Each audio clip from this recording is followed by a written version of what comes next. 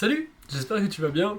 Aujourd'hui, nouveau concept. Oui, je sais, encore un nouveau concept, j'adore créer des concepts. Je me suis dit, j'ai un serveur Discord avec plus de 300 streeteux passionnés. Dit en passant, tu peux le rejoindre si c'est pas encore fait. Tu trouveras un lien dans la description. Sur ce serveur Discord, plein de streeteux envoient leurs clips, partagent leurs entraînements, se donnent des retours. Alors je me suis dit, pourquoi ne pas directement faire une série de vidéos où j'analyse vos clips. Je préfère pas m'avancer dans l'actualisation de cette série, dire « Ah, il y aura 2 épisodes par semaine » ou je sais pas quoi. Je verrai en fonction de l'engouement que ça crée chez toi. Et d'ailleurs, toi qui regardes cette vidéo, tu peux parfaitement m'envoyer tes clips pour que je les analyse lors de la prochaine vidéo. Tout se passe dans le channel Moulax Analyse, encore une fois sur le serveur Discord.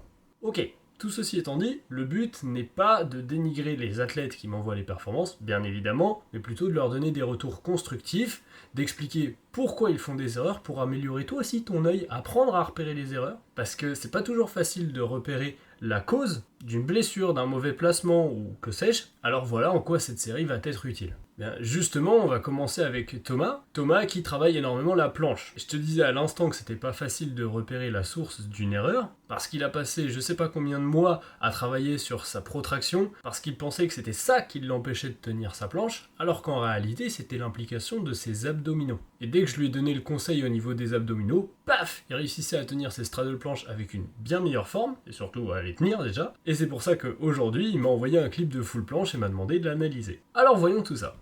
C'est parti.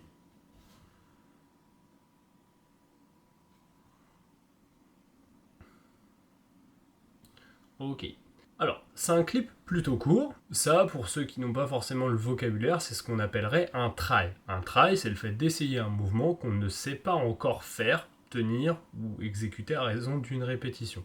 Ou du moins pas systématiquement. Donc là, c'est un try de full planche. Bien évidemment, les tries ne se limitent pas à la planche, on peut en faire sur tous les mouvements. Donc, si on prend le clip au ralenti, déjà, première chose, ce qui est bien, c'est qu'il essaye de lancer sa planche en la dépliant. Généralement, c'est la meilleure manière de la lancer, avec le fait de se pencher, donc de lean pour décoller sa planche, parce que ça permet une bonne implication abdominale. Beaucoup de personnes lancent leur première planche en essayant de faire une négative, donc c'est-à-dire de partir du handstand et contrôler peu à peu la descente. Le vrai souci avec ça, c'est que beaucoup étant juste en termes de force, eh bien ils vont retenir une chute et donc s'affaisser en essayant de garder toujours les pieds le plus haut possible, au lieu au contraire de descendre les pieds plutôt vite, mais de garder le bassin haut afin de conserver l'implication des abdos, et pas de se retrouver à crisper les lombaires et à se courber en mode Kardashian. Donc passer d'une progression tuck à une progression full ou straddle comme ça s'appelle un dépliage. Le dépliage était une bonne idée, dans les faits on voit qu'il ne pointe pas les pieds. Ce qui fait que dès qu'il est en position full, donc qu'il est complètement tendu, eh bien on peut voir qu'il retient une chute avec les lombaires. Alors le fait qu'il se place de cette manière, ça peut venir de plusieurs causes différentes. Soit il ne comprend pas bien le mouvement, et je pense pas que ce soit son cas étant donné la forme de sa straddle, soit il en a peur. Si tu as peur en lançant un mouvement ou que tu ne te vois pas le réussir, eh bien tu vas naturellement placer ton corps pour retenir une chute, pas pour enchaîner sur une presse et prendre de la hauteur. À tort du coup.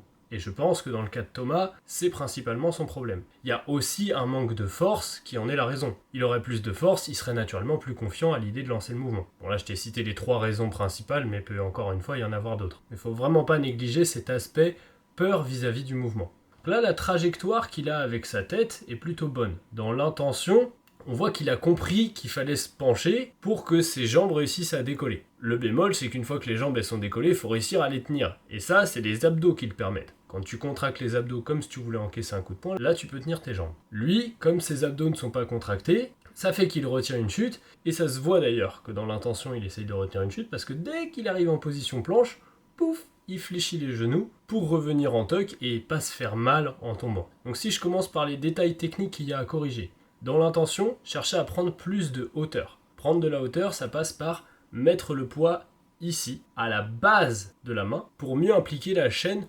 postérieure du bras. La chaîne postérieure du bras, c'est tous les muscles qui sont situés à l'arrière. Donc autrement dit, le triceps et ici les extenseurs ulnaires du carpe. Bon là les noms sont vachement pompeux, on s'en fout un peu, faut juste comprendre que c'est l'arrière. Lui, au niveau de son grip, donc extenseur ulnaire du carpe, il est plutôt bon, c'est aligné. Par contre, on voit que les biceps, eux, sont carrément tournés vers l'intérieur. Lorsque tu fais une planche, tu dois émettre de la force comme ça. Ça s'appelle faire une flexion d'épaule. Cette flexion d'épaule, elle est permise d'une part par ton grip qui serre la barre, d'autre part par ton biceps, et enfin par ton épaule. Donc si toi, ton biceps, il est rentré vers l'intérieur, au final, tu n'utilises que 2 muscles sur les 3 qui servent à effectuer l'action. Donc tu perds 33% de force. Bien évidemment, ça reste une image. Je pense que si tu mettais des électromyogrammes, tu serais pas à 33%, 33% et 33%. Mais il faut saisir l'idée. De plus, regarde, lorsque mon bras est en rotation interne, mon épaule, elle est vachement plus laxe. La force se transmet moins. Or, si toi tu veux contrôler les mouvements de ton corps, pouvoir lever ta planche, eh bien il faut que la force que tu produises avec ton bras, elle se transmette au reste de ton corps. Donc ton épaule, elle peut pas se permettre d'être flottante comme ça. Elle doit être abaissée dans son socle. Abaissée et avec une rotation externe. Là, mon biceps, il est face au sol, donc je peux appliquer un maximum de force. Donc concernant Thomas, au niveau du grip, j'ai pas grand chose à dire, il faut juste bosser un petit peu sur cette rotation interne, sur l'abaissement de l'épaule. Donc pour abaisser l'épaule, encore une fois, c'est question d'intention, faut pas juste penser « Ah tiens, je dois abaisser l'épaule », non, faut donner une image parlante.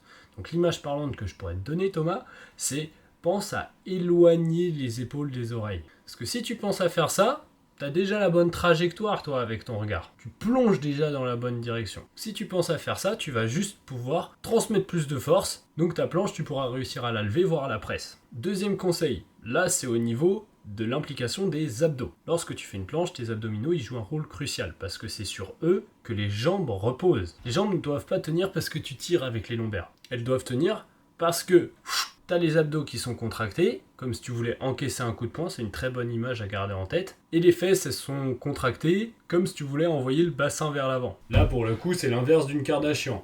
Kardashian, planche. Bon là, si t'es coach, tu peux te permettre de métaphoriser un petit peu ce coup de bassin de manière obscène, histoire que tes élèves se souviennent bien de ce qu'il faut faire. Je vais pas donner ces métaphores obscènes ici. Ok Malo, j'ai compris la théorie de comment on implique les abdos, maintenant dans la pratique, qu'est-ce qui va m'aider? Bosser le dépliage comme ça, c'est typiquement une bonne manière d'impliquer ses abdos. En revanche, les personnes qui font du dépliage cherchent souvent à trop étendre, trop s'aligner, et du coup, elles se mettent à tirer avec les lombaires. Parce qu'elles ont l'intention de lever les talons vers le haut. Alors qu'en réalité, on devrait essayer de garder les fesses plus hautes, privilégier ce qu'on appelle une dégradation pike. Donc une planche pike, c'est une planche avec les fesses plus hautes que les épaules et les pieds. Parce que la dégradation pike permet de bien impliquer les abdos. Et en même temps, ça te demande un peu moins de force parce que le levier, il est moins grand. Donc ça, c'est la première chose. Si tu veux lancer des full planches, lance-les plutôt en pike, garde les pieds pointés, parce que c'est ça qui permet de tenir tes jambes, garde les abdos contractés comme si tu voulais encaisser un coup de poing, mais cherche pas une bonne ligne. Casse-la au début s'il y a besoin, tout en gardant les muscles que je t'ai cités contractés. En fin de séance, tu peux d'ailleurs travailler le back lever, les handstand push-up ou les 90 degree push-up, qui sont des mouvements, de poussée également, qui impliquent les abdominaux de la même manière. Une full planche pour l'instant c'est dur pour toi. Tu forces tellement que tu peux pas te concentrer sur ces détails techniques là, c'est pas facile. Et plus tu avances dans ta séance, moins t'as de jus. Plus tu avances dans ta séance, plus tu dois te concentrer sur les détails techniques plutôt que juste essayer de forcer et bourriner. Donc en début de séance, tu peux intégrer un petit peu de full planche, je dirais de l'ordre de 2-3 tries grand max. La majorité de tes combinaisons devraient quand même être axées sur la straddle, parce que là tu ne peux pas tenir la full planche, donc ça t'aidera pas à accumuler du volume sur le mouvement. Et en fin de séance, tu peux travailler sur le back lever, la 90 degree push-up, ou encore les handstand push-up, en te concentrant sur ces dépliages là. Particulièrement en back lever, généralement si tu as une bonne straddle, le back lever, je pense que tu peux le tenir 20 voire 30 secondes. Donc tu t'entraînes à faire tuck back lever, full back lever, tuck back lever, full back lever. Et si tu arrives à bien pointer les pieds et à sentir tes jambes qui reposent sur tes abdos, dans ces cas-là, tu arriveras à le calquer à la planche. Mais si déjà tu n'y arrives pas en back lever, tu n'arriveras jamais à le faire en planche. Donc je te fais une petite synthèse, et si tu es dans la même situation que Thomas, cette synthèse te servira aussi. Concernant le grip, l'accroche est bonne, mais tout le poids est sur l'avant, ce qui fait que ta planche a tendance à s'affaisser et tu tombes progressivement toujours vers l'avant. Donc essaye de mettre le poids à l'arrière, ici au niveau de la base, chaîne postérieure, comme ça tu utiliseras même mieux le triceps. Ton bras il sera verrouillé, pas juste visuellement tendu. Comme ton bras il est verrouillé, le biceps il se tourne face au sol, donc tu peux aussi utiliser la force du biceps. Ça t'aidera à prendre davantage de hauteur et même à réduire ton bras de levier. Toujours dans l'optique de réduire le bras de levier et mieux transmettre la force, garde les épaules loin des oreilles. dans l'intention, et privilégie une dégradation pike lorsque tu t'exécutes en planche. Donc pike ou piqué, je le rappelle,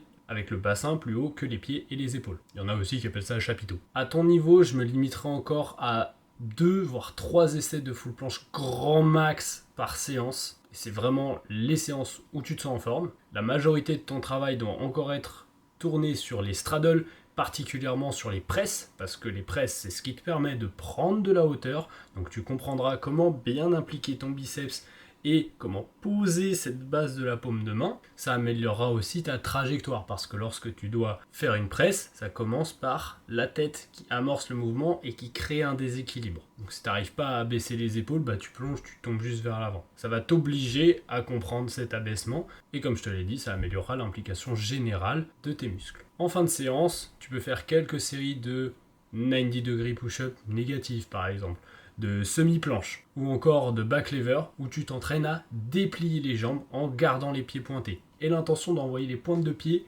vers le mur en face. Pas de tirer les talons vers le haut. Ok, on privilégie toujours les fesses plus hautes que les pointes de pied et les épaules. Enfin, si je dois toucher 2 mots sur la manière de travailler cette figure, dès que tu t'attaques à une nouvelle intensité, un nouveau palier d'endurance, que tu veux débloquer quelque chose, dès que tu dois forcer, tu pourras pas être clean. Donc c'est pas grave si la planche elle est pas parfaite, que la ligne elle est pas bonne, tout ça. En fait, il faut que les muscles ils soient bien utilisés, c'est à peu près tout ce qui compte. En fin de séance, on essaye d'améliorer un peu la technique par rapport au début de séance. Et en début de séance, on force plus qu'en fin de séance. C'est parfaitement normal si tous les retours que je t'ai donnés là, t'arrives pas à les mettre en place directement, ou même ça prend 1 ou 2 mois à être mis en place.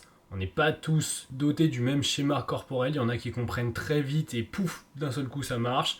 Il y en a c'est plus progressif. Faut juste comprendre l'intention sous-jacente de je dois pas vouloir retenir une chute, mais je dois vouloir prendre de la hauteur. Donc encore une fois, bosse sur tes presses. Et bien tout compte fait, je pense que une vidéo par épisode, ce sera très bien. Parce que, comme d'habitude, dès que tu me lances sur un sujet, je peux en parler pendant je sais pas combien de temps. Là, le genre de retour que je t'ai présenté, c'est le genre de retour que je fais à mes élèves en coaching, parce que je veux m'assurer que mes élèves comprennent tout ce qu'ils font. Pourquoi est-ce que je leur demande de faire tel exercice? Pourquoi est-ce que je leur apporte ces corrections-là? Il n'y a pas de programme préfet, bateau qui fait 2 pages. J'ai récemment modifié mes offres de coaching pour qu'elles correspondent à tous les budgets. Alors si tu veux apprendre à t'entraîner une bonne fois pour toutes et plus jamais avoir besoin de personne, tu peux réserver un appel gratuit de 20 minutes avec moi, tu verras, c'est le premier lien dans la description, et on pourra en discuter ensemble. Je le rappelle, c'était le premier épisode de la série où j'analyse les clips. Si tu l'as aimé, dis-le moi en commentaire. De mon côté, je te souhaite une bonne journée. J'espère que tu as appris des trucs.